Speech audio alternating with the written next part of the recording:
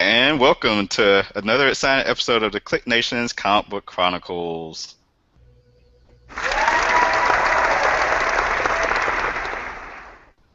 I'm your host, Tim D-O-double-G.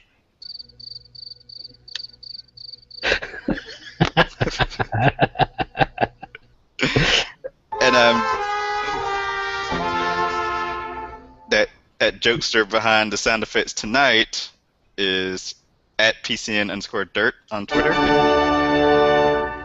Yay. At least until Agent 70 joins us. Oh, there's a lot of power involved with having these sounds. Don't abuse the power.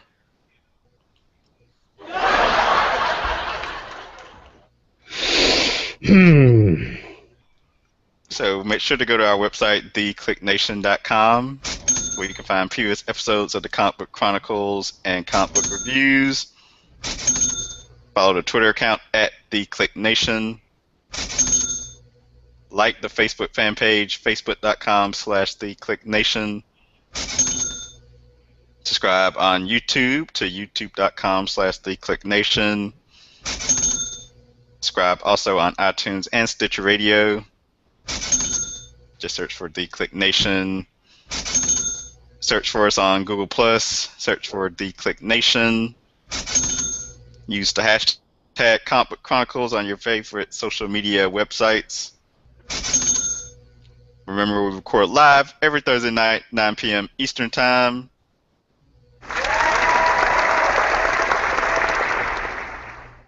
And we are part of the Cold Slither Podcasting Network, which we have to thank for helping us get nominated for 2014 Best Video Comic Book or Video Game Blog on the Black Weblog Awards. Our first time being up for an award, so thank you to our loyal listeners and viewers. Make sure to go to blackweblogawards.com to vote for us,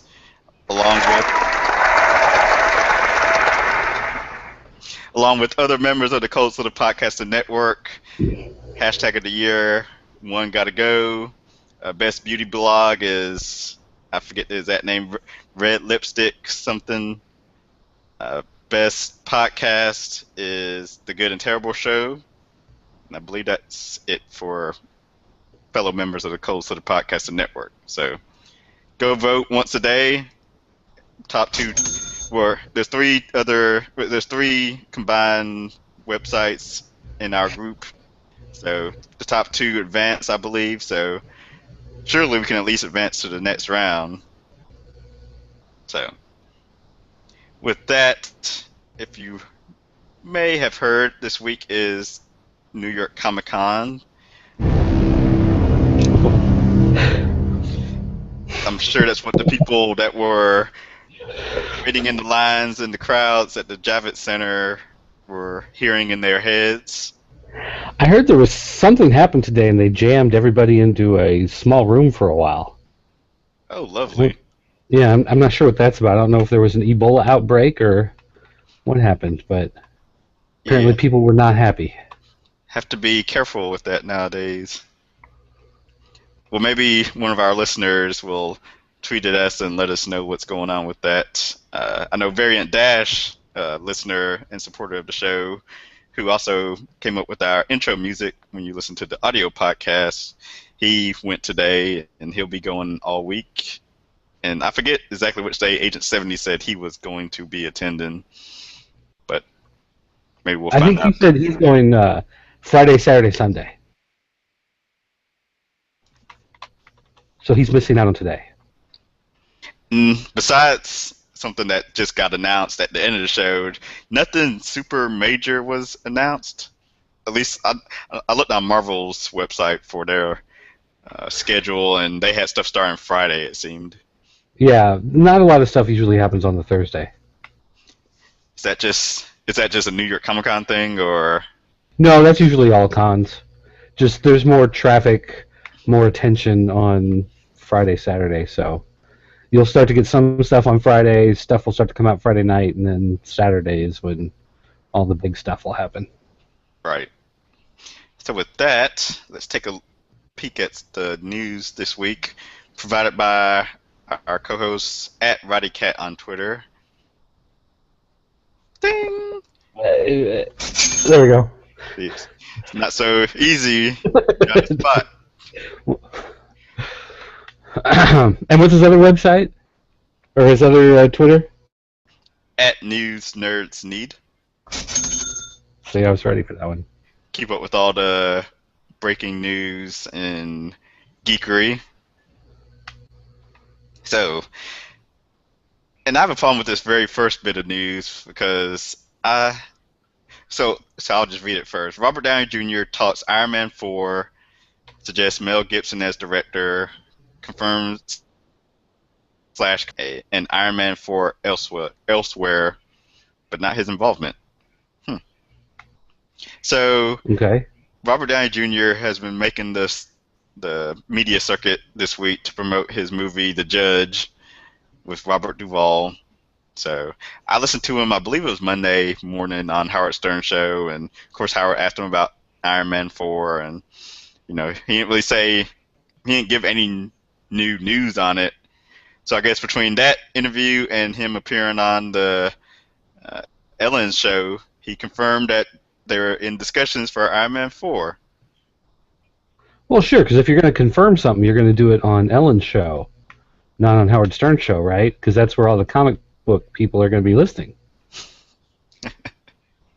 So I was like, I guess there was actually, I saw there was actual audio for the show, or audio and video from his appearance on Ellen, but I'm gonna go by the interview I actually heard myself, and I'm gonna say that there isn't any talks for Iron Man 4.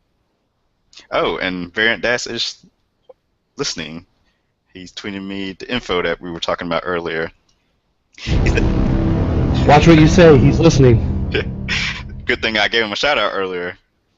So he says, not sure about today, but usually at first they have everyone go into a room and then let them roll, and then let them roll them into the floor, I guess to avoid everyone rushing the floor to grab exclusives.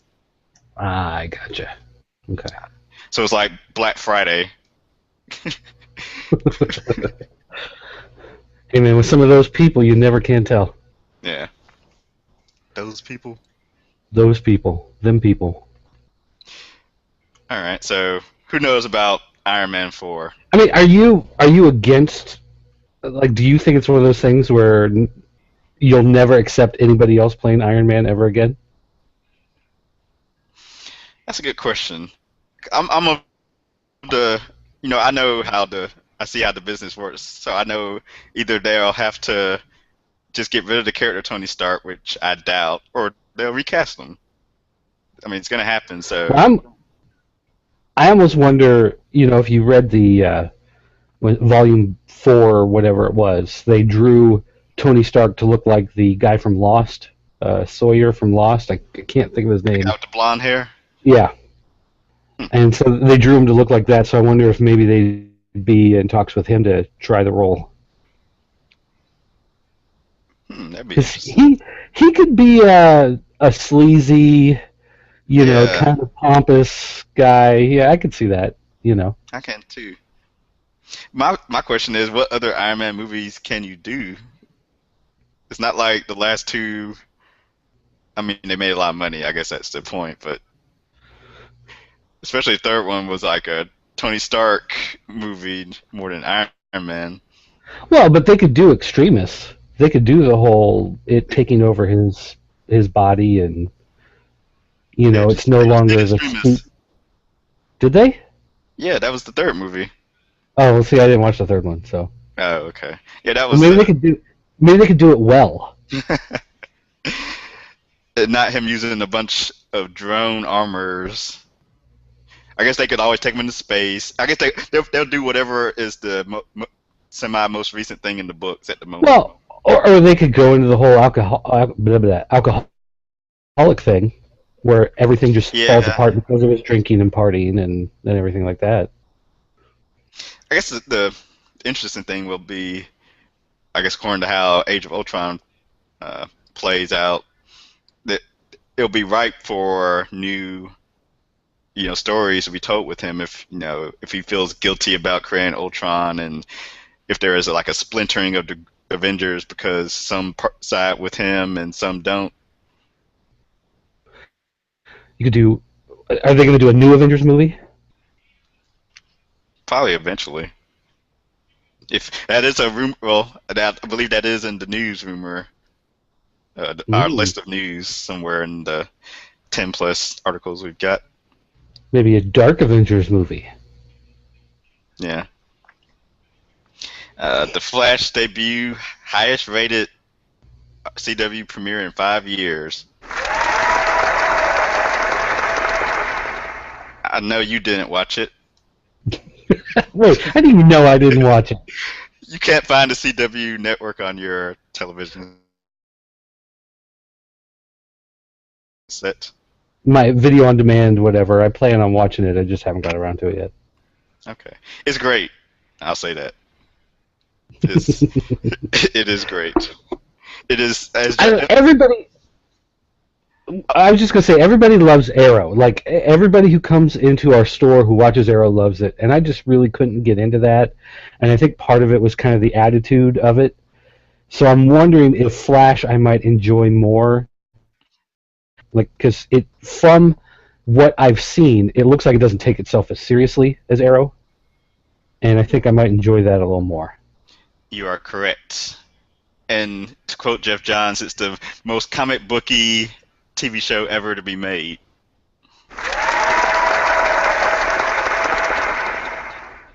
And All this, right. this is probably not in the news, but today it broke that images were leaked of Reverse Flash fighting Flash on set. That'll give you a clue of what to Hmm. expect this year. Well, that'd be something to watch for. Yeah. Oh, and Variant Dash, who you can follow on Twitter at Variant Dash, says, I think Marvel will reboot after Phase 3 instead of recast, probably a 8 to 10 year cycle. I don't know about that. Yeah, I'm not sure about the reboot. It's going too smoothly. Who seems to be scrambling, which hopefully we'll get to that in the news. Actually, we'll get into it now because I'll just go off the top of my head. So supposedly there's a bunch of rumors out about Sony either the first rumor was trying to get something going with Marvel to get Spider-Man in the Marvel Cinematic Universe, or B, do a quote unquote soft reboot of Spider-Man for the Sinister Six movie, and then do like a Dirty Dozens type movie. Hmm.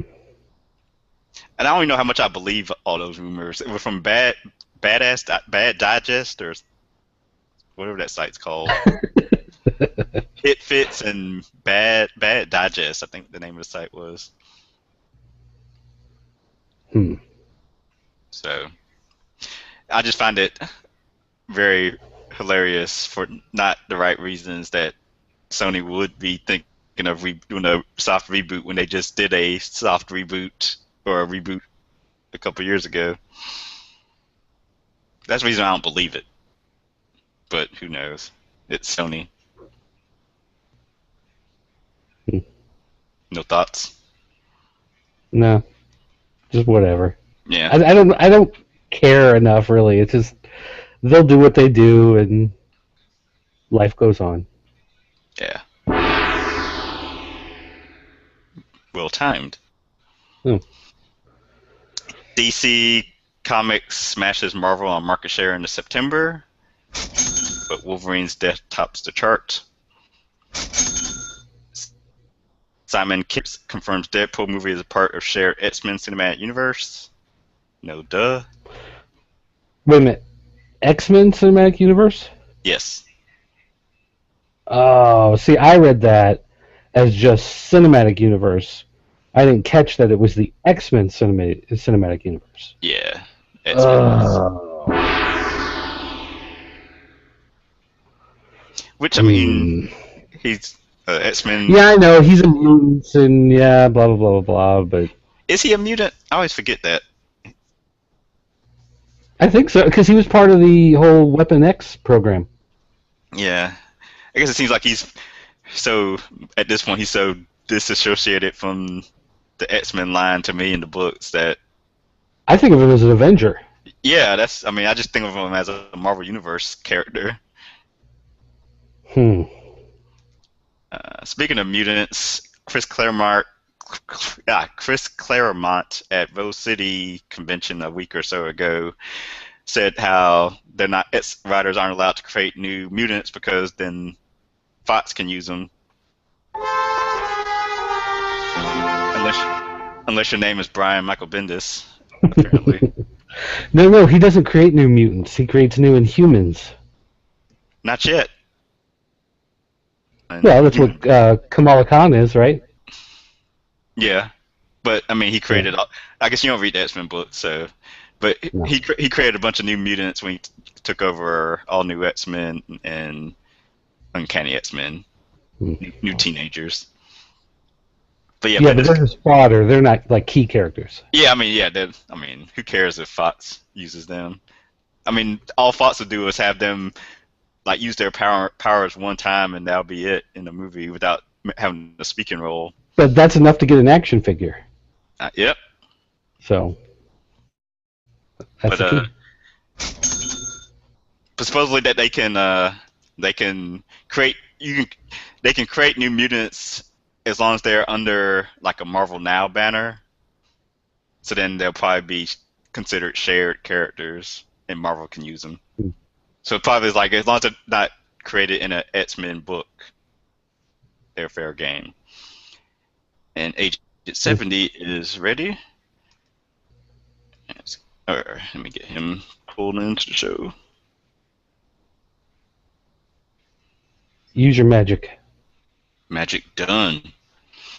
Jerry Conway returns to Spider-Man in 2015, supposedly.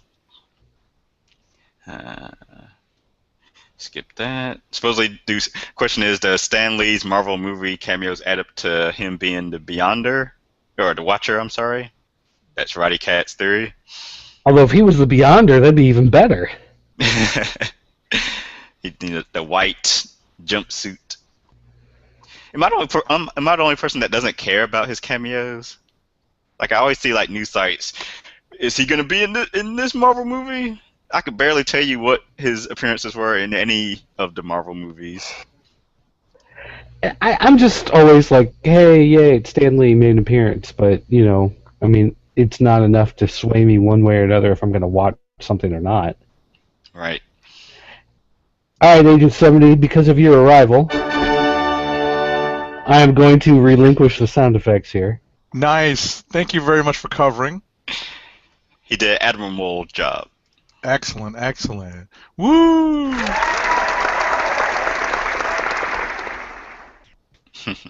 Sorry to be running late, gentlemen.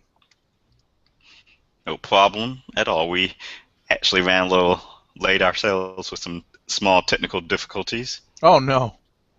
Hope you guys aren't experiencing any more rough weather. It tried to get dark here like 2 hours ago, but Oh, it no passed kidding. quickly. Yeah, it's sprinkled this afternoon, but it hasn't been too bad. Okay. So next up, nope. You're just skipping stories now? Yeah, which I mean the optional stories at least. Did you guys talk about what dropped at New York Comic Con today? I saw it like on my Facebook feed on my way home. Not We haven't gotten there yet. yeah, we Okay. haven't got there yet. Cool. Arrow's plans for the Atom don't involve shrinking, Really?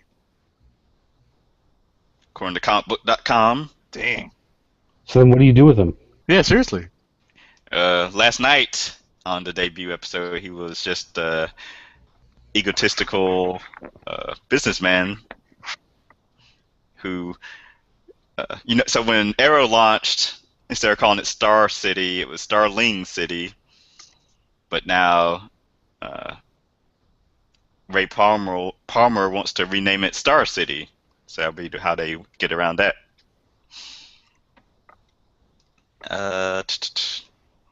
Marvel announces Unbeatable Squirrel Girl ongoing.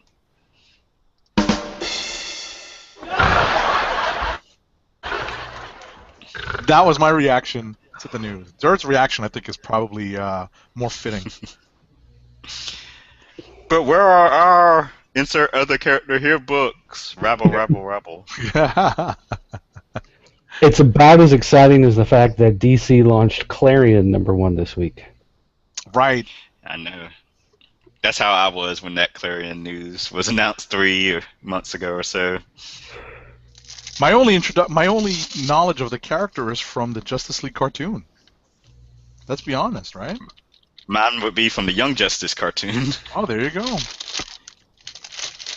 Surprise, surprise, I have my books for this week because I had to go to the store. What's that, a piggy's tail?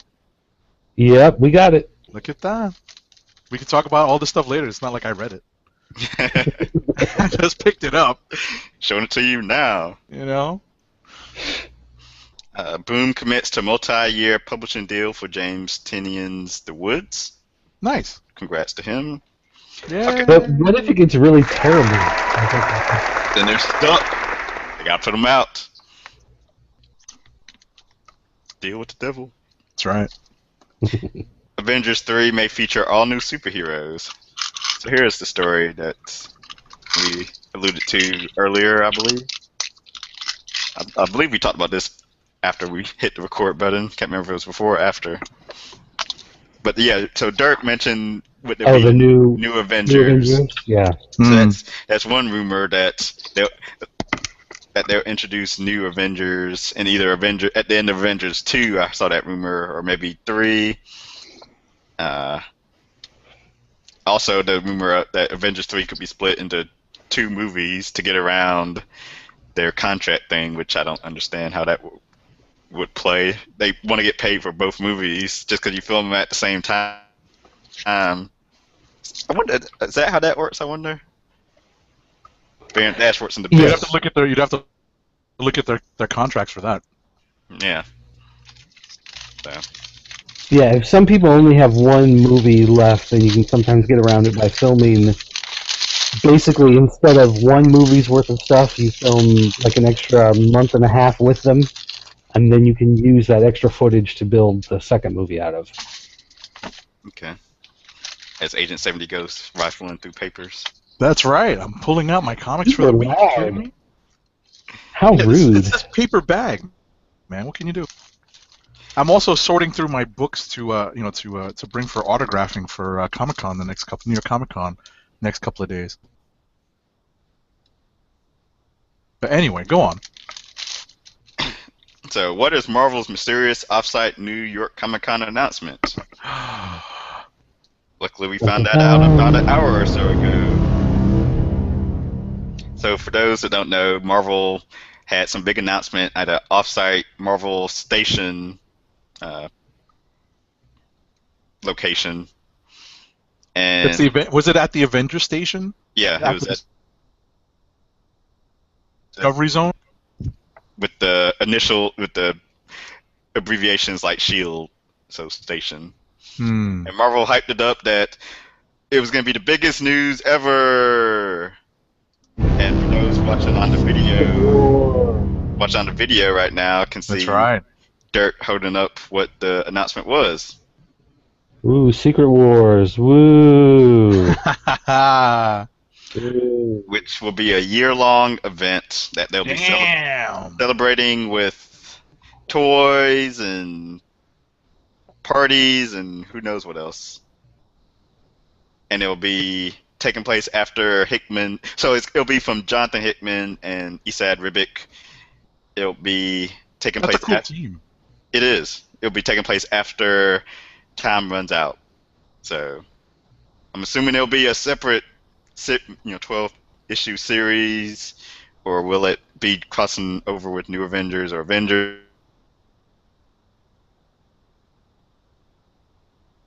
Time.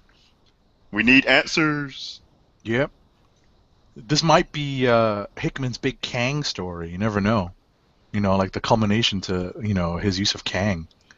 That was for Mender, wasn't it? Right, but it's it's because they're all working so closely together. Oh. Yeah. You know, this might be his Big Kang story as opposed to Remender's Big Kang story, which was the Apocalypse Twins and all that stuff. You know what I mean? Right. And we'll get into discussing Remender later when we the reviews of the week. Marvel's Fantastic Four comic possibly canceled. Seemingly confirmed true according to Bleeding Cool. Yeah, that's So pretty, not surprising at all, considering how adversarial, I guess, the relationship has become between Fox and Disney/Marvel. and they got this information from I guess some pre-order information from distributors or something or another. Right. There's a book that they've solicited to come out. It's called. Oh, jeez! It had a 4 pun in it. That's what I remember. So that and it implies like Fantasy Four forever spelled with FOUR. Right. Right. Right. Definitely implying that the series was coming to an end. The end is forever. I see. There it is. It will. The trade paperback will collect Fantastic Four 642 through 644 and the triple-sized final issue 645. There you go. I know Agent 70 will be I'll be reading it. I'll be reading it. I mean, listen, how many final issues of the FF have we gotten in the last, between 5 and 10 years? You know, I personally was... Yeah, exactly. 4, right? I've personally gone through my collection, looking for books to, that might be getting signed, that I might want to get signed at New York Comic Con. I definitely ran across 2 or 3 issues that said across the top, final issue of Fantastic Four. So. Well, I still remember being pissed off when they said they were canceling Fantastic Four for that stupid... Heroes Return? Yeah. That Heroes Reborn. Oh, yeah, Heroes Reborn. I'm sorry. I apologize. Yeah. That was when the insanity started. Yeah. I mean, that was, I was hyped to see, Jim Lee take it over and see what he would do with it, but it just didn't turn out very good. So, that's what happens. You throw it at Who's those the writer on that? image founders. Was Jim Lee writing it too? I don't think so. Was it Jeff Loeb? That's a good question. Not sure. Hello, Google? Sure. Exactly. Google. I think it was Brandon Choi. I didn't even pull it. I didn't look it up yet. I think As they're looking that up, Fox supposedly in the deep development on a live-action X-Men TV show. What do you think about that, Tim? Go for it. We're the residential X-Men people here. So I mean, everyone else is getting stuff on TV. They've got the X-Men license. Use it. Put out. What'll be funny is the TV show will probably be better than the movies. why do you think that? Because I haven't really enjoyed any of the recent movies. Funny. I haven't even watched the most recent one, Days of Future Past. Yeah, it's all right. I gotta try to watch that on demand or something. I mean, they're not bad. They're not Amazing Spider-Man 2 bad. They're just... Are they Amazing Spider-Man 3 bad? They're not that bad. Or Spider-Man 3. Oh, no, Spider-Man 3 bad. I'm sorry. Yeah. I mean, that wasn't... I mean, I guess that was kind of real bad. Amazing Spider-Man 2 is 10 times the movie that Spider-Man 3 was. Yeah, that's saying a lot. There were sketches on In Living Color about Spider-Man that were 10 times the movie that Spider-Man 3 was. That's funny. And yes, it looks like Brandon Choi was the writer of... Wow.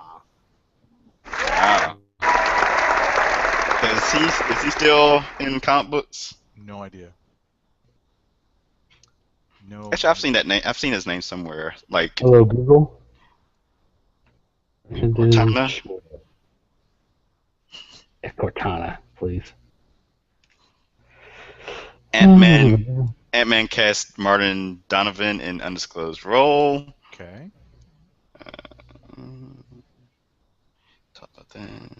Dynamite to publish Bond comics and graphic novels. Da-na, da-na, na-na-na. You can't help it. You know, it's Bond. And Dynamite Entertainment announces a big event with five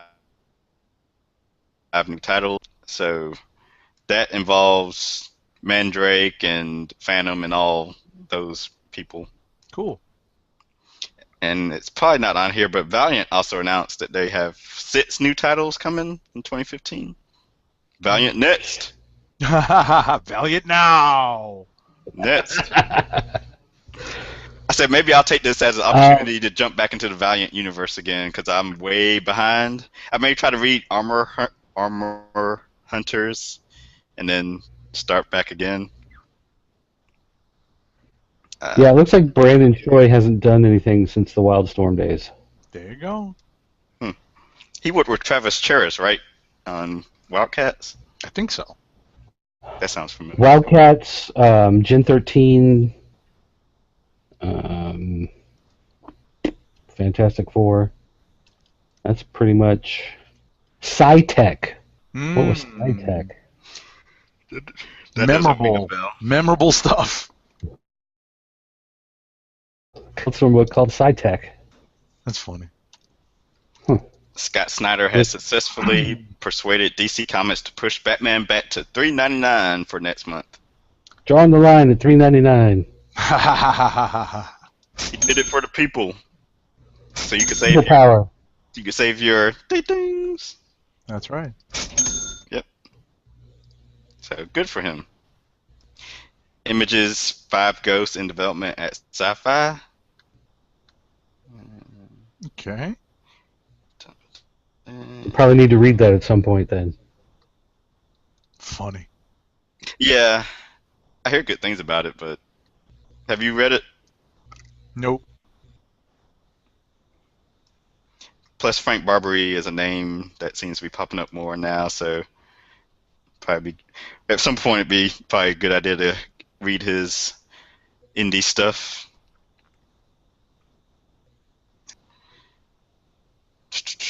Archie meets Predator crossover coming from Dark Horse and Archie Comics. Wait for it. No, where's the gong? Extra one. That was exactly my reaction. Archie making moves. Gotta love it.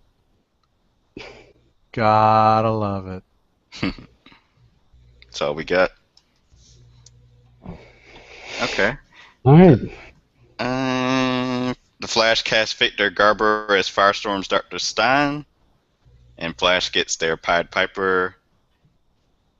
IDW to publish Jim and the Holograms comics. It's truly outrageous, man. And it's not on the sheet, Truly but outrageous. IDW announced that Storm Shadow will be, or I keep saying Storm Shadow, that Snake Eyes will be joining Cobra.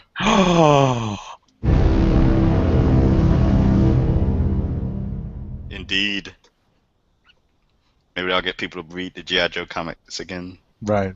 They might need to give these G.I. Joe comics a break. They just relaunched again. No, Yeah, like a real break, you know?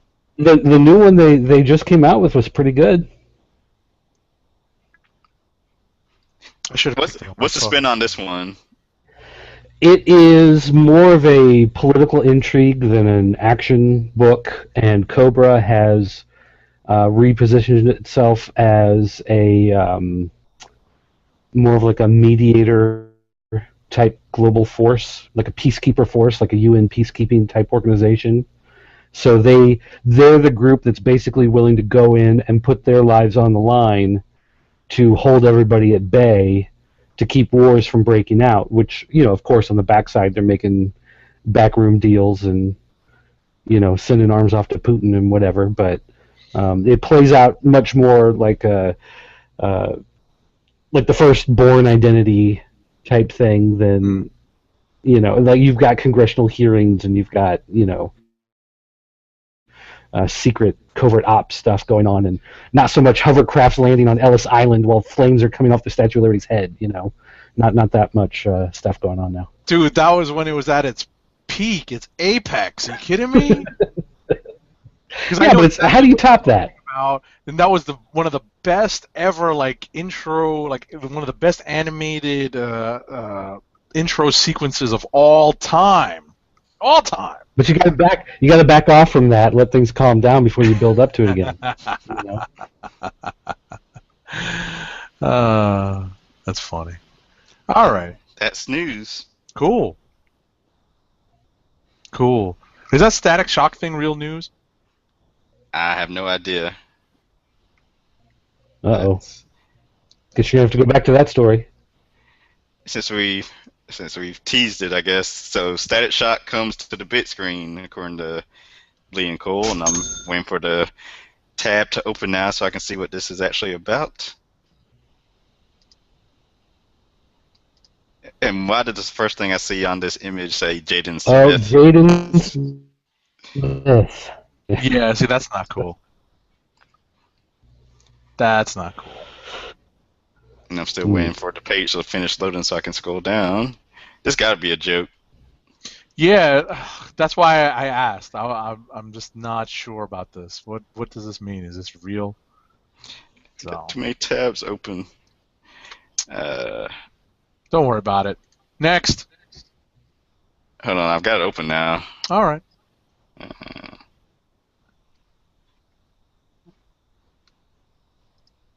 I'm not reading this.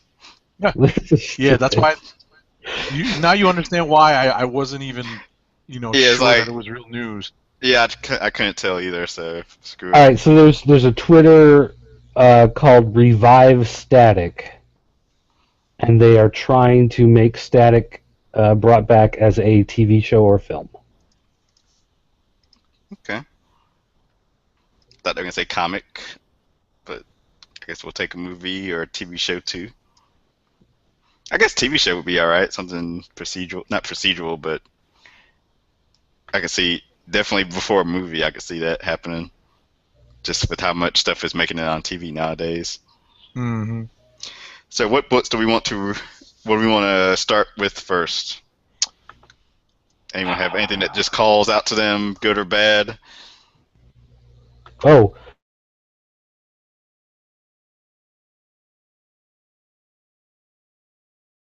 Okay, Sorry. that. You're cutting out, I think. Hello? Okay. Yeah, we're here. Okay. So, talking about bad, anybody read Batgirl 35? I read it. No, I didn't get to it. I hated it. No kidding. Like, I loved Gotham Academy, so I figured I'd give it a shot, and this is...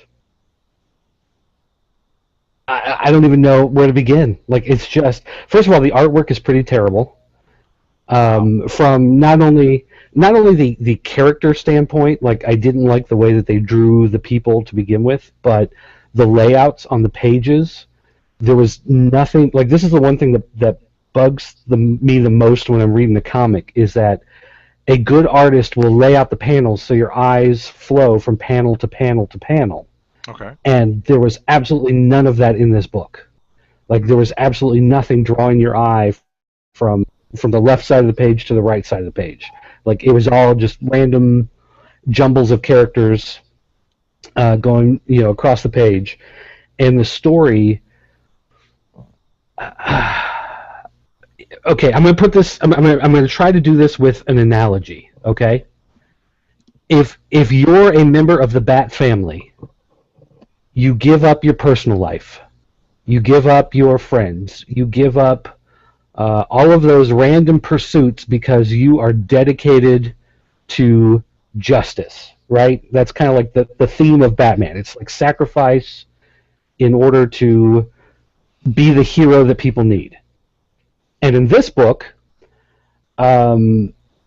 for whatever reason, Barbara now suddenly is going back to college, which means she's got to hang out with all the freakies in an overloaded apartment with trash all over the floor, and they're always having wild parties, and so she's getting drunk and wasted, Really? and someone steals her laptop, and as they're messing around with her laptop, they manage to set off a bomb that was in her van that was stored in Black Canary's warehouse, which burns down Black Canary's house. So Black Canary is now homeless and is living on her couch. And she's got to find the guy who stole all the information. And the analogy of, you sacrifice all this stuff because you have a greater responsibility to justice and to the weak and to saving people. And at the end of Batgirl, it's like her partying and her getting drunk and her goofing off and hanging out with all these people led to terrible things happening to a bunch of people. And the lesson learned is you tell people you're sorry and it's another day. No kidding. There's no lesson learned of you have to make the sacrifice. There's no lesson learned that you have to be responsible. There's no lesson learned, like, this is the entitlement generation, just absolute worst. This is Jersey Shore set in Gotham. No. You can't be. Well, okay, not Jersey. This is Occupy Jersey Shore set in Gotham. Because they're all protesting and drinking soy lattes. Oh my! But at the same time, it's all about themselves and having the party and who's making out with who and what's funny? Tweets and it was stupid. What's funny is that the dudes that at my comic shop were asking me if I had read it or reviewed it, and I said no. You know what? I hadn't gotten to it, and two of the proprietors basically told me that they were not fans of the book, and they hadn't even made it all the way through the book because their rationale was if the entire book is like the first 10 pages, it was way too childish, way too immature, way too just uninteresting for them, to continue reading. So yeah. I get the feeling that you probably feel, pretty much the same. Even Black Canary, which is. I made it through the entire book. Yeah, you make that sacrifice for getting out these reviews. Right. Justice with the review. But like even lightning. Black Canary in this book, Black Canary comes across like a 15-year-old girl. Really? Yeah. Wow. My thing was like, I guess maybe since I hadn't read Batgirl previously, seemed very irresponsible. Yes. Like you said, like you ran down the whole chain of events that led to her losing all her stuff. It's like, is that really what's happening to her? But all that given said, I actually enjoyed it more than I thought I would, because I saw the preview art and I was just like, oh, I thought it would look like the cover, which I guess Cameron Stewart did the cover, and he just does the breakdowns, and Babs Tarr does the work over it. But as I got used to the art, but like I said, I ended up liking it more than I thought. We'll see if I actually keep up with it month to month. But yeah, I still will put Gotham Academy over Batgirl. Yeah, like there was I could see when I read Ms. Marvel, the relaunch, I could see why people liked it. I could tell that it wasn't for me. It was just kind of one of those things. There, I could see why there was an attraction for people there. Mm-hmm. But this book, 12-year-old girls, 14-year-old girls, maybe that's the market for this book. Maybe guys who just like to look at drawings of girls might be the market for this book. But I don't know of anybody, especially anybody who reads Batman titles, has any sort of affection for Gotham and Arkham and the history and legacy of the Batman titles. I don't see anybody being like, oh yeah, definitely this is the book I'm going to go with. It's just I know they're trying to reach out to different markets, but are there still Hannah Montana fans out there? Oh, I think the market would be the young girls. The ones like her around. They're not going to read comics, Yeah, well, I guess they think they will. The ones that are like around the 21-year age, because they can say, she gets drunk and hooks up with guys too. Oh. Well, I'm sure it'll win an Eisner for being daringly different. I had no idea. Yeah. That's bad. Wow. All right. All right. So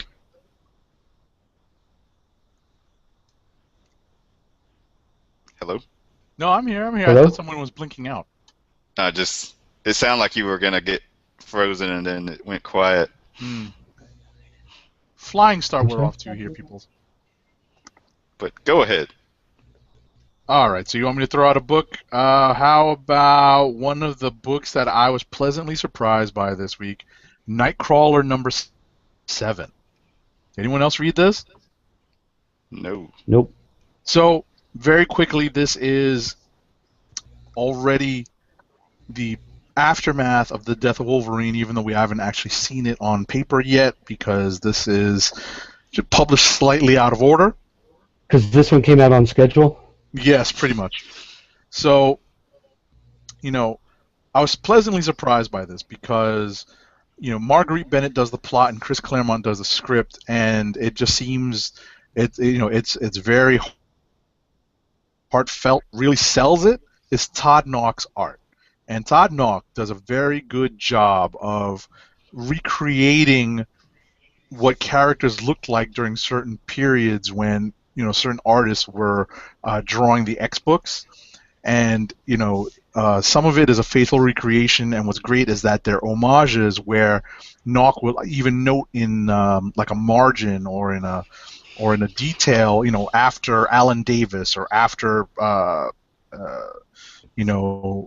this artist or that artist, and you could just tell what he was trying to do when he was recreating it. I was, like I said, pretty impressed at at this book because it seemed, like I said, heartfelt. It does come from a different place because Nightcrawler himself is just died and been brought back, and it's a different perspective to a certain extent. We're used to seeing the survivors mourn and deal with their loss. Here we have someone who was just recently lost, dealing with loss, having just come back from being in the afterlife. So, Go ahead. okay, so my question is, you say that it does show his point of view of having recently died and come back. Mhm. So, is he at all saying, okay, well, he's gone, but let's face it, nobody's dead forever, so he'll obviously be coming back? Is that kind of his point of view? Honestly, I don't think they want to go into that. That's totally what this book should be. Especially with Nightcrawler, because he just came back. Right. He's like, I remember when my friend Colossus died. Oh, and then he was alive. And then Right. I remember when Professor X died, but then he Right. was alive. But then he died. And I think that's probably the cynical X-Men reader's viewpoint, and even the cynical comic reader. I think that to a certain extent you have to kind of put that aside. They do acknowledge, obviously, and they have been acknowledging that in some of these books. Oh, guess what? Kurt Wagner, you're back. Didn't we just go to your funeral? And I'm sure that exists in some of the other books, but in this particular book, I think it has to do more with the history between the characters, and it's kind of a nice trip down memory lane. And like I said, just sort of a celebration of their friendship and relationship. So, I like I said, I was pleasantly surprised by this book. I enjoyed reading it as an old school X-Men fan. I like Todd Knott's art. It's good in this book. It's good in this book. He's really developed a solid style where you can still tell it's him, but it's very clean. Okay. Hmm. Batman 35. Hmm. The other Hey, I Batman read of the that. week. Yes, had a surprise ending. I kind of like this book. I did too. Especially because I stayed spoiler free until I read it last night. So, do we want to? So the You book. want to spoil it? before we spoil it, we'll just talk about what the book's about. It takes place after the events of Batman Eternal. So we already Is Batman Eternal about to end? nope. Jesus. It's on issue 35. Well, it's on issue whatever 20 something and D2, I believe. So we're, I guess, a little over the halfway. Well, yeah, a little near the halfway point. So Batman. So Arkham Asylum is no more, which is why we're gonna get the Arkham Manor book because Wayne Manor will take its place. So Batman needs a new place to stay. He moves into the city at one of the old Wayne Towers on the 13th floor. What, you mean to make it more like the movie? Which was a former Court of Owls place. So there's like an owl in the office. One of Julia, those masks is there. yeah. So Julia Pennyworth is helping out. So obviously she knows his identity. I don't know if that's already been revealed to her in the book. Okay. He's gonna use the monorail underneath the city to travel. Yada yada yada. Oh, and he was sprayed with some super duper fear toxin, like that hasn't happened before, from Scarecrow, and he's getting visions of the future of how he's gonna die. And we see the character Duke from Zero Year, and also from the Five Futures End, where he's Robin. In Batman's vision, he is Lark. I guess I am spoiling stuff now. But he's attacked by Wonder Woman in the new tower he's in, and he puts on his mecha bat suit that he got from the gods. Mecha Batsuto. So he has his Hulkbuster suit on, and he fights Justice League. And he believes they're mind controlled by somebody, and of course he's Batman, so he knows how to take out every member of the Justice League until he is confronted by who the real mastermind is. And should we reveal that? I should say, just go read the book. Yeah, go read the book. It's actually, for being what is basically your, setup book. This is the first 10 minutes of a Justice League cartoon. Is Right. basically what this is. But I mean, for what it is, it's actually very well done. I really enjoyed it. I thought they laid it out the way they unfolded everything. They revealed everything. The way they had the different Justice League members come at him and how he was able to go up against them. I just really enjoyed it. I thought it was great. And plus, there's a backup story of these lunatics that escaped from Arkham, and they're hiding out with their doctor, and they're talking about one of the inmates of Arkham, who we will not spoil. And each one has a different story, but it's like each one's story is how they're mentally disturbed anyway, and so then they're trying to interpret what happened to them, and so they have this kind of larger than life legend that they're dealing with, and they're trying to relate. And so the artwork is done by Kelly Jones, who Yes, did the very dramatic. in the 90s, and I love it. I love this backup. I thought it was great. I can't wait for more of that. It's perfect for Halloween. Yeah, I haven't read the backup yet, but I will. It's good. It's good. I read like the first couple of pages. Once I got through the main story, I was like, okay, that's good enough for now. Try to read some other books. Cool. So yeah, sounds like we all enjoyed Man 35. Yep. All right. What about Avengers? Did everybody read Avengers? Number 36? Yeah. I did. I did also.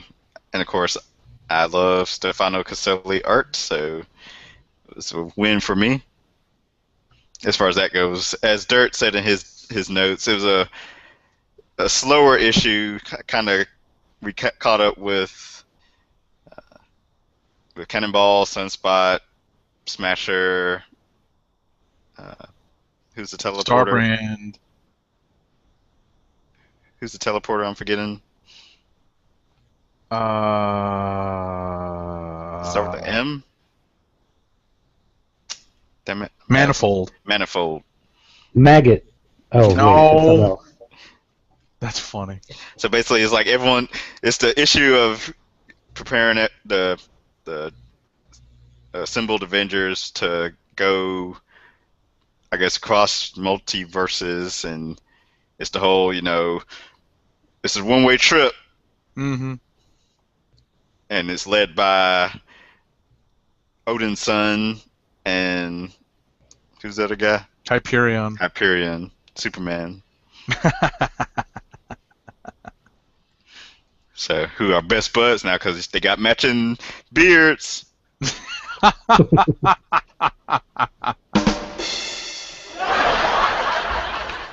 That's funny. So, Well, they try. These are like the next level of superpowered heroes on the Avengers roster. They're trying to put together a team of heavy hitters, and it's a pretty impressive squad that they're sending to the other side of the universe, the multiverse, to try to do whatever it is they need to do. To stop these incursions. Right. So here's my question. Is Avengers going to be the story of these people traveling across the multiverse? Is it going to be the story of the people left behind, or are they going to try to go back and forth between the two for the next 7 months? my question is, how are we going to find out what happened within those 7 months? Because I thought the time jump was going to jump to the 8 months in the future, and then go back and tell the story. Mm-hmm. I don't know. We shall see. Hickman's got us on a string. You kidding me? Hickman It's like New Avengers, brother. Yeah. And New Avengers comes out next week. Yay. Nice. So another Avengers-related book, Avengers and X-Men Axis. Yeah, let's Number get to it. Ugh. Yeah. Let's get to it. I'm going to Matt- use this cover. I like this cover better. The Scotty Young artwork. Read the captions for us. It's, Red Skull Onslaught is going, what do you think? And Dr. Doom goes, oh yeah, that's some tight hate game right there. That's pretty cool. That's pretty cool. All right, so here's the thing with Axis that annoyed me right out of the gate, is that it opens with this psychic attack, like this telepathic attack on all the heroes. Mm-hmm. And everybody starts getting mad at each other and fighting each other. And Tony Stark goes, oh, wait, it's a good thing I just put this MacGuffin in my armor. And then suddenly he can fix it, and then it goes away, and this giant thing that put the whole world in jeopardy is like 4 or 5 pages, and then it moves on? Like, wait, what? He's like Batman. Right. He wins his trusty utility belt. Yeah, good thing he had that can of bat shark repellent. That's right. Just put into his armor there. Right. But ultimately, what's funny about that particular aspect is that it's revealed later on that it's ineffective, or it's being rendered ineffective. So, spoiler alert. Where's the damn bell? Okay. You know? My issue was Wait, hold on a second. Can you really ring the spoiler bell after you've said the spoiler? Oh, you know. I Because just then rang you're it just just in telling case people- someone wasn't listening. Pay attention to what you just said. delayed. That's right. I was looking for the spoiler bell while I was yapping. I had an issue with the panel layout. There was too many panels on some pages. Oh, like- it's a lot to be explained. Adam Kubert was piling on the the panels. So Well, I'm no, not but sure. did you also see how many word balloons there were? I honestly think He was One doing his. thing the script had something to do with it. I hated the dialogue in this Yeah, because I it did seemed too. like every time they encounter a threat, it's like, oh, well, it's time for an offhanded quip. I felt like Remender was doing his best Bendis Right. impersonation. I was going to say I've I've had this feeling for a little while now with Remender's work when he's using the mainstream Marvel heroes that I didn't have the same feeling about his writing when he was doing Uncanny X-Force, where it just seems forced sometimes. It's the phrasing and the timing just doesn't seem right. It seems off. And I guess you're right. I guess this is his best Bendis impression, trying to be cute and still serious at the same time. To me, it kept taking me out of the fact that this is supposed to be some Serious world-ending thing. like Yeah. this is the big thing that we're all worried about. You know, I was just waiting for a fart joke. Mm. Like it just got to the point where they were taking it so casually Mm-hmm. that I'm Which just did, waiting at some point someone to like come up with a McDonald's drive-through bag because they made a stop on the Right. way because they're that worried about this world threat. You know. Right. You know what's funny about the constant event? I guess it's a Event byproduct fatigue. of event fatigue, right? With Yeah. the constant events, and we've said this before about things like Fear itself, and some of the other events that just weren't as earth-shattering as they were supposed to be, and we just sort of, ho-hummed or poo-pooed them and moved on to the next big event. And now that I know what the 2015 Marvel event is, I read this and I think, so what? I think, the next one is going to be the one that matters, and it's bad. That's bad. it seems like 2/3 of this book is serious, and the other third isn't. Like you said, the Avengers portion is like them with the quips and being lighthearted, Mm-hmm. and then you have the dark, serious stuff with Magneto and Scarlet Witch and Havoc and fighting the Red Onslaught. And then you have the very serious thing at the end, which the reveal was cool to me. I like the callback, Mm. but it would have had more impact if the earlier portions of the book had been just as serious. And that's another thing is I hate Onslaught. Like I Yes, always it thought that brings was back just a bad memories. terrible. Yeah, that's a terrible character for them to bring back. Yeah. It brings back bad memories because Like Onslaught. who's next? Overkill?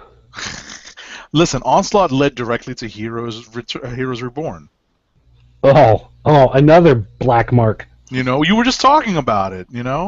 So we were Maybe that's what Secret Wars will lead to. We're going backwards in time, right?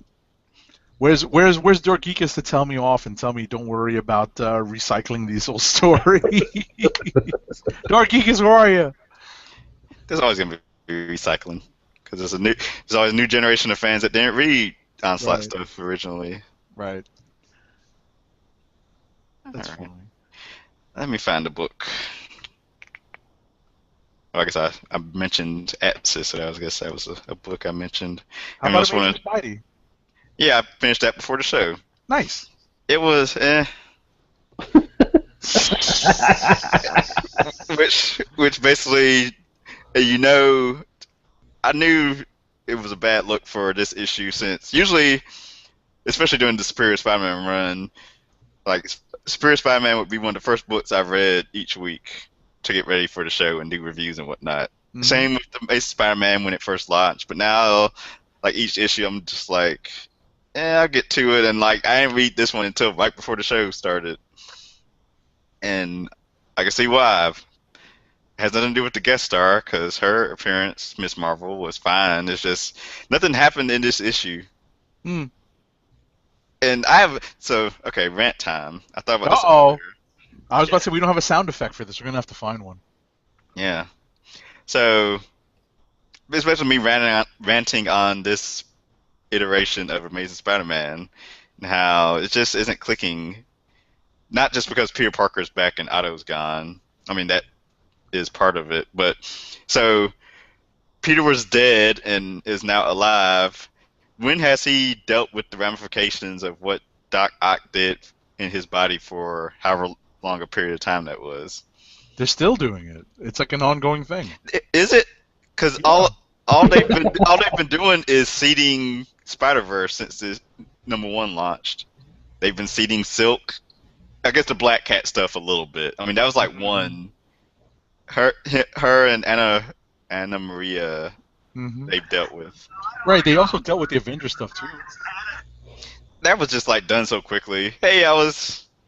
Yeah, you gotta believe me. Ock was yeah. in my brain. That was in my brain. Okay. We know crazy stuff happens to us superheroes. So Exactly. no fallout. You're still an Avenger. I feel like there should be more ramifications playing out. Like he should be dealing with like talking to Mary Jane and Aunt May and stuff like, and how he lost Horizon Labs and trying to run Parker Industries. It's just like since the issue, to me at least, it's felt like since Amazing Spider-Man relaunch, it's been about seeding and introducing Silk, Spider-Verse. yeah, and setting up Spider-Verse. Right. No. And then Spider-Verse, they should have held off. Like Spider-Verse is too soon after, ending Superior and starting Amazing. I don't know. See, here's the thing. I'm not a fan of where they're going with Spider-Verse and this whole, let's introduce as many Spider-Man characters as we can, and let's do this big crossover. Again, it's probably you can attribute that to event fatigue, but it seems like they wanted to do a quick break from Superior and not have to deal with a lot of the aftermath yet. And I wonder if that wasn't a conscious decision to say, you know what, let's do something completely different. But at the same time, they're still going to have Superior running around in Spider-Verse, so it's not the cleanest break in the world. Maybe they're seeding, seeding a story where Otto somehow makes it back with, some. No, I don't want to get off on a rant here. Uh-oh. Okay, here we go. No, I don't want to get off on a rant here. There you go. Yeah, save that. That's funny. Now I don't want to get off on a rant here. Hmm. But this Amazing Spider-Man, what's his deal? I'm in a rant. I want to get off on a rant here, but I'm in a rant. That's funny. Well, anyway, I just wanted to say, that's my point. I guess they just wanted to jump headlong into the story, and it was probably a calculated decision on their part. The ramifications of Otto, they'll deal with that later. Yeah. Did you read it, Dirk? Nope. I'm about to say, yeah, you don't read. Look, when Superior was out, I read every issue of Superior. It was one of the first things I read. I enjoyed it. And then when they just had that one issue where Doc Ock goes, "Oh my gosh, I can't do it anymore. Here, Pete, it's all back to you." I was like, I'm done. Yeah. Yeah, but there's a great line in this at the very end. What's that? I said, "Joke's on me." Oh, you're breaking up a little. You're breaking up a lot. As much as I hate it, it still sells very well. Mm. Oh yeah. Gotcha. All right. Let's see what else we got here on the list this week. Did anyone read Birthright #1? Not yet. Try to get to it before the show. Dirt? Nope. No kidding. I don't even. It's an image book, right? Yep. Yes. Okay. Beyond that, I don't know a thing about it. No kidding. I think this would. I think you'd be interested in this. It's I don't want to spoil too much because there is a twist at the end, and it's worth reading. But just to give a basic primer on the story, it revolves around a child who goes missing, and that's the child. For the viewers out there, you can see the cover that Dirt put on the screen. This child goes missing, and the story is basically what happens in the aftermath of that, and what happens when he is mysteriously found years later, and what happens to him, and where he's been, and what's going to happen next. There's some sword and sorcery involved. There is, it's still set in modern times, but there is some sword and sorcery involved. The art I'm looking up the artist right now, by Andre Bresson, is very good. Joshua Williamson is the writer and co-creator. Andre Bresson is the co-creator and artist. I give them a lot of credit for composing a very good first issue. I don't want to spoil too much. I think I've described it in as least spoilery fashion as possible. There's some big reveals in it, right? Yeah, there's a couple. There's a big one at the end. That's what I don't want to spoil too much. But yeah, but ultimately, I think it's well done. It's a nice chunk of reading, and I think it's a good start to the story. So, if you're into, if you're looking for something that's sort of I wrote in my notes that this was a candidate for a non-superhero click of the week. I hadn't had a chance to read Puppy's Tale. What is that, a Puppy Tale? What book was that I picked up? I totally forget the title now. Piggy's Tale. Piggy's Tale. I do a disservice to the creator. I'm gonna make the crackling paper noise again on the show. Yes, a Piggy's Tale. I haven't had a chance to read this yet. This might be my non-superhero click of the week, but I'm gonna stick with Birthright for that. I recommend it for anyone who's looking for something new and slightly different to try. Yeah, I didn't get to read A Piggy's Tale because my daughter stole it and ran off. And I haven't seen it since. Good job, kiddo. Thief. Good job, kiddo. So, but yeah, no. In terms of Birthright, I think I think it was well executed. I think the I think the story's well put together, and I'm looking forward to the next issue. So, and as I said, I would recommend this to anyone who's actually looking for something new and different to try. All right, I'll check it out over the weekend. Nice. All right. What else? I read Witches #1. How was that? That was sold out. I was about to say that was sold out at the comic book store. It was all right. It's not my cup of tea, but it was. I could see it being enjoyable and like an interesting story to keep up with. So it's basically about, of course, witches with the Y, but it's not about the witches that everyone assumes. Like, those are just, I guess, like the legend, witches of legend, and there's, this other group that are the real people to fear, and there's it deals with the family and their daughter Sailor, not Sailor Moon. Ah. And like she encountered what looked to have been a witch. So that's about all I can say about it right now. It's got art from Jock. One word. All right. Yeah, I flipped through it. It looked interesting, but it was one of those things where I only had so many hours, so I figured I'd, probably read it over the weekend. Just didn't have time to get to it in the last day or so.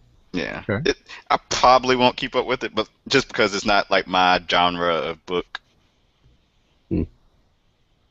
I like my superheroes. That's cool. All right. Wow, I think that's pretty much what I read this week. I'm gonna throw out Winter World. I did see that on the shelves. I've talked before about how I've enjoyed this. It's, again, a dystopian future, but the world is frozen instead of, being jungle, whatever. So this guy's trying to survive, and he finds this little hidden community, and they call themselves La Nina. And they call themselves La Nina because of the weather pattern. when the La Nina winds come in and bring in the warm ocean currents, they have this nice, lush, green countryside for a year. And so they have learned to plant their seeds and harvest their crops during that year, and then they live off them for the next 3 years until the next La Nina comes along and warms it back up. But of course, they're very protective. But they have been stockpiling gasoline for years. And in Winter World, we don't know how long it's been frozen, how it got this way. But you find out as this issue unfolds that this group is also secretly a cult. And they are a cult of Al Gore worshippers, I guess you could say. But here, wait. They have a copy of An Inconvenient Truth. No kidding. And of course, in Inconvenient Truth, it says that the world is going to get hot and temperatures are going to rise. But of course, the world has frozen.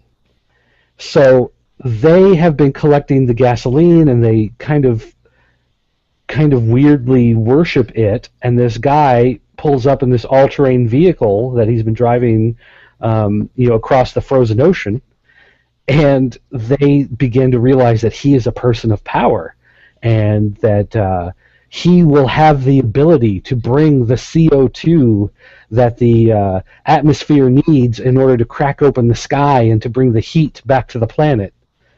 And this guy's listening. Like this guy is really selling this like a cult leader. Like, this is what we have prayed for. We have prayed for the CO2. This will crack open the sky, and the rains will come, and the temperatures will rise. And this guy's like, these people are crazy. First of all, assuming it is true, we are one truck. There's no way we're going to make enough CO2 to bring the heat back. And they think that in order to help kick this off into motion, of course, they need a human sacrifice. And who better than the young girl he is traveling with? Of course. So, it makes sense.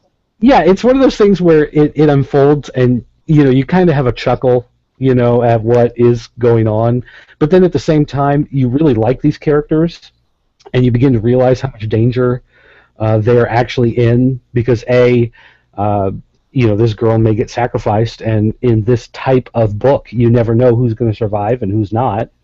And two, what's going to happen once they realize that one truck is not enough to kick off an industrial revolution, to reheat the planet in carbon dioxide. So what's going to happen when these people freak out and realize that they're going to fail at this thing? So, it brings that kind of level of tension. But I thought that was the funniest thing when he pull out this copy, and it's in Spanish nonetheless. They pull out this copy of An Inconvenient Truth, and they're trying to bring him into the cult to understand, how to crack open the sky. So I really enjoyed it because of the fact that it is kind of funny the way he plays off of it, but then at the same time there is kind of a real tension of, these guys, they're going to be in real danger once these groups of freakies realize that they're not going to be able to pull it off. So it's still a good book, and especially people that love those types of futures like I do, the Mad Maxes and the Walking Deads and all that type of stuff. It's definitely one to keep checking out. It has not disappointed yet. All right. I read the issue. What is it? This is number 3? Yeah. I read the first 2 issues, so I'll try to. I'll make sure to take a look at this one. Did anybody read the Alien versus Predator? No, I meant to. Okay. What do you think? I have not read any of the other ones. There was an Alien one and a Prometheus one, I think, are the 2 that are out so far. Okay. And I didn't read those, and apparently they all work together. So I can say right now that if you're going to read these, you have to read them all. No kidding. Yeah, and that's kind of a bummer. Yeah, that's not cool. The other thing is that this book is super confusing beyond the point of it relating to the other books, because apparently this one is set in the future beyond what the other two books have shown so far, and they may link up at some point. Like the other ones may lead into this, or this one may start to go back and tell you some of the history, whatever. But just reading this, I was lost. And then I read some other comments online, and people said, "Oh, well, this is the character from the Aliens book. This is the character from the Prometheus book." Like, okay, well, then that's part of the reason why it doesn't make sense. And then I'm reading more comments from people going, beyond the fact that it ties into those books, it's confusing to people who have read those books. So, I can say right now, if you're interested in any of this stuff, you're going to have to track everything down and read it. There's no way you're going to be able to. That's no fun. Yeah, that kind of bummed me out. Not very new reader friendly now, is it? Gotcha. Screw new readers. Not really. Please don't. That's funny. Did anybody read Green Lantern Corps? I did. I did not put it on my list, but I did read it. What do you have to say about it? I was going to say I enjoyed it overall, but it was a side story to what's going on. It didn't feel like a main chapter. Just kind of how the rest of the Green Lantern Corps is dealing with the New Gods, and their plans to gather the rings and harness the white energy. So I guess it fills in. I was going to say, I don't know if it's a side story so much as just following up on the developments in the first two issues, and just showing that they're really, I guess what the different sides, and we can't. They didn't just leave that one planet that they transformed, as fodder. They did. They're going to turn out to be fodder, but at least we had an entire, most of an entire issue dedicated to the aftermath of that. The attempt to use the white lantern power. Yeah, Godhead Act 1, Part 1 was New Gods, Hal Jordan, Gather the Rings. Right. And then Act 1, Part 2 was New Gods, Hal Jordan. Maybe collecting the rings wasn't the best way to go. Maybe there's something else. And then Act 1, Part 3 is, I think, maybe 2 New Gods, no Hal Jordan, nothing to do with the collection of the rings. Like, it just felt like it, to me, that's why it felt like a side story, because it didn't follow that main story as it has been presented in the first 2 parts. It just kind of goes off. Like you said, it follows up on the threads. Right. It's showing you what's happening over in this section of the story, but it's not following Highfather. It's not following Orion. It's not following Metron. It's not following Hal Jordan. It's not following Mogo. It's not following any of that other stuff that was the key stuff of the first 2 parts. Right. So, Metron and Highfather make just a token appearance towards the beginning of the book. So, I definitely understand your point of view on this.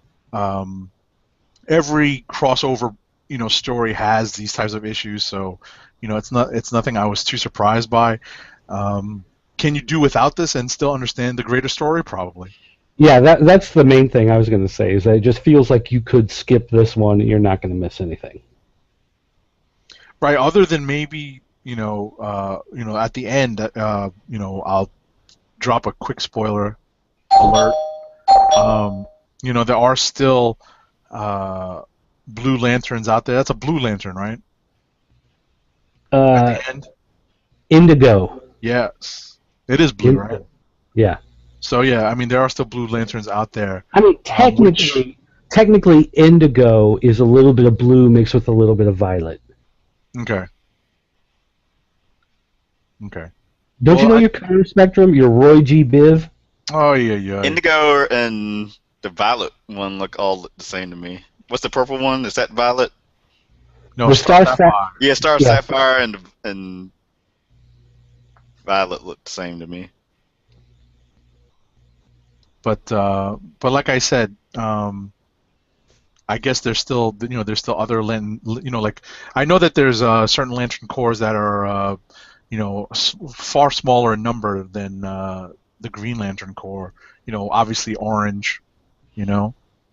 But it's nice. They drop a strong hint that there's still other ring light bearers who are out there who are working working to move, I guess, the story forward. That's the best way to put it.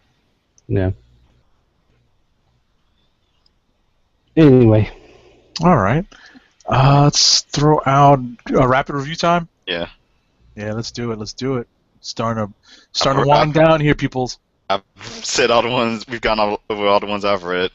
Just real rapid review. Captain Marvel #8. Shout out to Roddy Cat. We get our Flurkin Cat story. The wrap up to it. I was kind of disappointed in the wrap to the story. It's almost like an all's well that ends well type of story. We do realize, we do find out Captain Marvel's cat Chewie was in fact an alien hiding a lot of secret abilities and powers and whatnot. So there's a little bit of humor surrounding that particular side of the story. Can you do without this and still, kind of enjoy Captain Marvel? Probably. Is it a vehicle to have Rocket Raccoon make a guest appearance? A star of a, multiple $1 million movie? Kinda. Are they trying to capitalize on it? Probably.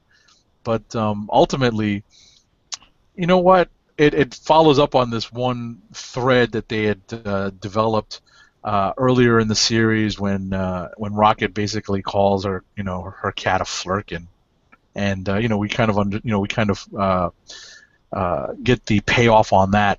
But does it really make a difference in the long run? Well, we get the possibility of a sidekick for Captain Marvel developed here. In terms of an alien that she's been helping try to get back to, how do I put this bluntly? Well, basically, it's this alien who was orphaned, lost her homeworld during Infinity, and she's basically looking for I guess a new purpose in life, and through some trials and tribulations, she's decided to try to stick with Captain Marvel and kind of become her sidekick. So it's not just the adventures of Carol Danvers in this book anymore. It's going to be Carol Danvers and this alien named Tick. So it's interesting. It's almost like a buddy girl type of story. I wonder where DeConnick is going with this, but I guess you always need to have, another character around to bounce things off of. And when Captain Marvel's in space, unless you're going to have the Guardians guest star in every issue, they need to throw an extra character in there for her to interact with, right? So I guess this is DeConnick's way of doing it. Usually with the solo characters, you have to try to get that supporting cast going for them. Right, and this is, I guess this is one means of developing that. That's a great alternate cover, by the way, for Rocket Raccoon.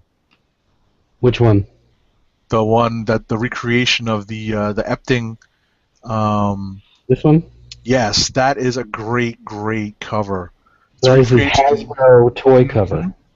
Yep, that is a great cover. It's a recreation of Captain America issue towards the end of the first Winter Soldier arc, or the main Winter Soldier arc. That's great. Makes me want to put it together with the figures I have right now. What about the Stomp Out Bullying variant? Is that the one? This is the Stomp Out Bullying variant for Rocket Raccoon. Doesn't look like they're sitting at the lunch table. Right. They're trying to be the cool kids. Well, yeah, they're sitting with the uncool kids so that he has friends. And that's how you stomp out bullying. Right. Just say no. And knowing is half the battle. Clicks of the week time. Yeah, let's roll. Wait. I got a couple real quick. Oh, what do you got? Rapid fire. Punisher. Actually read Punisher. I got caught up on this. This is super great. A couple issues back, he helped out Black Widow, and Black Widow started to take Punisher back to New York or Los Angeles or wherever, and then realized, this guy really is kind of a menace, and so she dropped him off at a prison. And so he's in this, I don't know if it's Mexican or Costa Rican, I think. Costa Rican, yeah, maybe. So anyway, he's in this prison trying to formulate an escape, and at the same time, his disappearance now from L.A. has sent L.A. spiraling into chaos, and so the drug lords are going nuts there and having these all-out wars, and the police officer that he left behind, she was helping him out on the side. She has now decided to take the law in her own hands, and she's gone Punisher. Yeah, she's kind of doing the Punisher thing. She's gone Punisher. And it's still a really good book. Like, I just love the way that Edmondson and Gerard's do their whole more militaristic. Yeah, so still really good. Definitely worth checking out. I enjoyed that one a lot. I read this. It was good. I also read the Justice League United. Ooh, didn't read that. If I can get it to come up over here. The computer doesn't want to pull up the cover all of a sudden, and probably for good reason. It's not bad. Like, I can't say that this is a bad. I can't say it's a bad issue, but it's. But would you pick this up? Honestly, would you pick this up off the rack? Because I saw this and I was like, ooh, I don't even want to touch that. The problem is this issue is a setup for something big that's coming, and you don't get the reveal for what the big thing is that's coming until the very last page, like technically the last panel. It's going to be a crossover between. Here, hit the spoiler bell. Or not. Oh wait, hold on. I was muted. There you go. All right. It's a crossover between Justice League United and the Legion of Superheroes. And it's, in fact, Mon-El from the Legion of Superheroes says, I have come back in time thousands of years, and I have to kill that alien baby in order to save the Legion of Superheroes. And so, there you go. There's going to be something... That alien baby? Yeah, because this whole first arc has been them stopping these people who are trying to create this genetic warrior. They were taking little bits of alien DNA and mixing them all together, trying to make the perfect weapon that would turn from a baby into adult in a matter of months, and then they could drop behind enemy lines and it would just take everybody out. And so they've rescued this baby. They're trying to figure out now what to do with it, and most of this issue is just tying up the loose ends from the first arc and fleshing out the backstory of this particular character who kind of came out of nowhere and you didn't know anything about. And so it's really just a, brushing everything up, getting the dust off the floor, getting everything cleaned off the table so that they can do this big thing with the Legion of Superheroes next. So that's fine as far as where it's going, but this particular issue, it's not bad, but there's just nothing remarkable about it except for the very last page, So that's kind of the problem with that issue. And Future's End. Future's End was Brainiac is, basically he's become the collector. And he's stealing a little bit of every civilization he can find in order to add to his intelligence. And Howard the Duck. And that's what he's doing in outer space. And so, of course, the heroes that have found him accidentally are now trying to head back towards Earth. And so, of course, he's going to follow them back to Earth. Well, at the same time on Earth, the Brother Eye has now started to experiment on humans.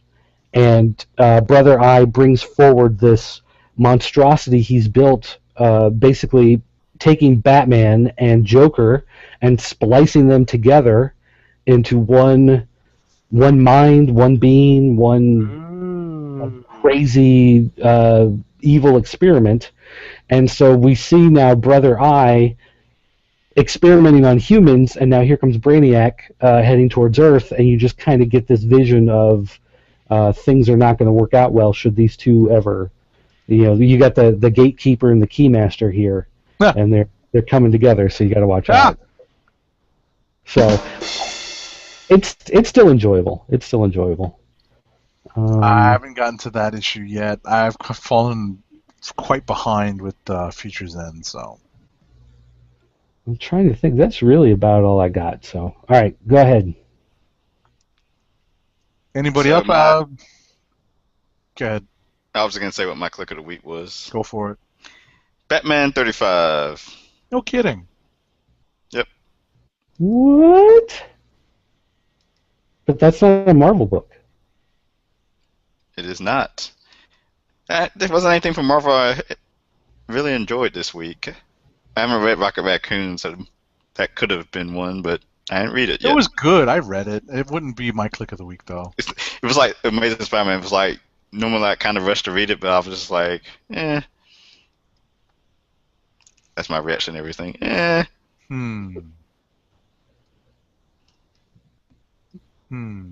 I'll go with Batman 35 also, because looking at everything else that came out this week, maybe I could argue that with Winter World, because I did enjoy that.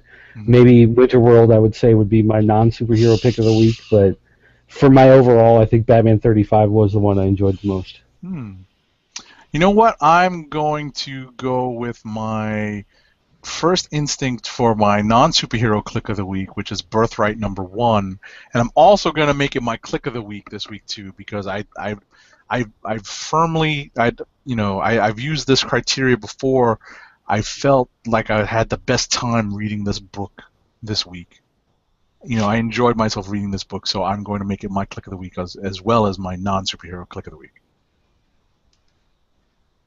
And Roddy Cat says, there's a familiar-looking goo that shows up in Captain Marvel. Also, Tick is a Nowlandian, which is amusing. Yes. It's Marvel Now, Avengers Now. And let's see if he put his click of the week in the spreadsheet at the bottom. Nope. So I'm sure he'll tweet out. He'll tweet it out. Yeah, he'll tweet out. So use the Comic Book Chronicles hashtag to see what hit Roddy Cat's click of the week is. So with that, we want to remind everyone to follow us on our individual Twitter accounts. Yes. I am at TimDOGG98 and at TheClickNation. Roddy Cat is at Roddy Cat and at News Nerds Need. Dirt is at PCN_Dirt. And go to his website, popculturenetwork.com. And Agent 70 is at Agent_70. Make sure to look out for my tweets, right? I'll be at New York Comic Con tomorrow and Saturday and part of Sunday.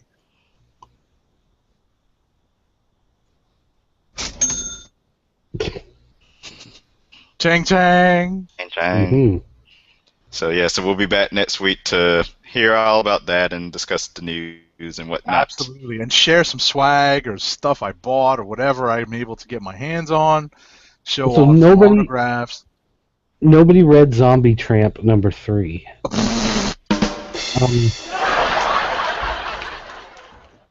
I'm a little sad. Yeah, that cover just makes you want to pick it up and open up the cover. Actually, this is the clean cover. There's a risque variant that you can get. That's funny. Do you guys hear the sad? I'm clicking on it. I don't hear anything. I heard it 3 times. Jeez, sorry about that. A little quick on the trigger there. Sorry. So we'll be back next week, 9 p.m. Eastern Time. Actually, I'll be here next week. That's the week after. I may not be on. So. All right. See. Foreshadowing. Dun, dun, dun. We are the Comic Book Chronicles, and we are signing off. Hey!